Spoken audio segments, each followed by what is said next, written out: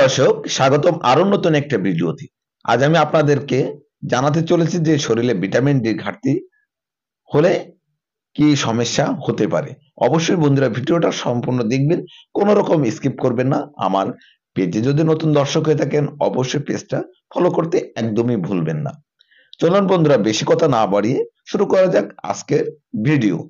আপনার শরীরের সামগ্রিক সুস্থতার জন্য ভিটামিন ডি অত্যন্ত প্রয়োজন।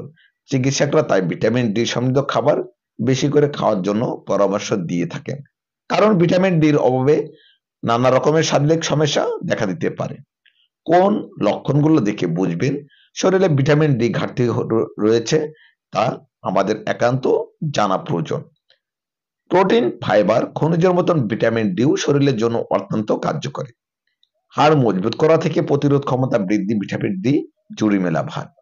শরীরের সামগ্রিক সুস্থতার জন্য ভিটামিন ডি একান্ত প্রয়োজন। চলুন বন্ধুরা, জেনে নেওয়া যাক এবার যে ভিটামিন ডির অভাবে যে সমস্ত রোগগুলো হতে পারে। শরীরে ভিটামিন ডির মাত্রা কমে গেলে মানসিক চাপ ও উদ্বেগ দেখা দিতে পারে। তা থেকে ঘন ঘন মেজাজ বিগড়ে যেতে পারে। স্বাস্থ্যকর খাবার খেয়ে ভালোভাবে বিশ্রাম নিয়েও যদি অলস্য ভাব না যায় এবং ক্লান্তি বোধ করেন, তবে এটা ভিটামিন ডির অভাবে হতে পারে। শরীরে ভিটামিন ডি ঘাটতি হলে গিরায় গিরায় ব্যথা সবসময় থাকে। সারাক্ষণ গায়ে হাত পায়ে ব্যথা, পিঠে ব্যথা, কোমরে ব্যথায় ভুগলে তা শরীরের ভিটামিন ডির অভাবে হতে পারে। রোগ প্রতিরোধ ক্ষমতা বাড়াতে গুরুত্বপূর্ণ ভূমিকা নেই এই ভিটামিন। শরীরে বিভিন্ন ভাইরাস এবং ব্যাকটেরিয়ার বিরুদ্ধে লড়াই করতে সাহায্য করে। ঘন ঘন ভাইরাল জ্বর, সর্দি কাশিতে ভুগছেন, এই উপসর্গগুলো শরীরে ভিটামিন ডির ঘাটতির লক্ষণ হতে পারে।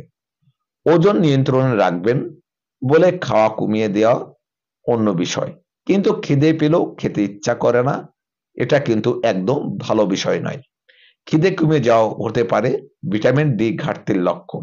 তাই খিদে কমে গেলে বিষয়টি গুরুত্ব সহকারে দেখবেন এবং অবশ্যই একজন ডাক্তারের সাথে পরামর্শ করবেন। কম বেশি চুল ঝরার সমস্যা থাকে অনেকেরই, তবে চুল ঝরার পরিমাণ যদি অত্যাধিক হারে বেড়ে যায় তাহলে নজর দেওয়া প্রয়োজন, কারণ শরীরে বিভিন্ন ডি অত্যাধিক পরিমাণে কমে গেলে এমন সমস্যা হতে পারে। বন্ধুরা, ভিডিওটা কেমন লাগলো অবশ্যই কমেন্টস করে জানাবেন এবং অবশ্যই একটা লাইক কমেন্ট শেয়ার করবেন, এবং যদি অন্য কোনো বিষয় নিয়ে আপনারা জানতে চান অবশ্যই ভিডিওর নিচে কমেন্টস করবেন।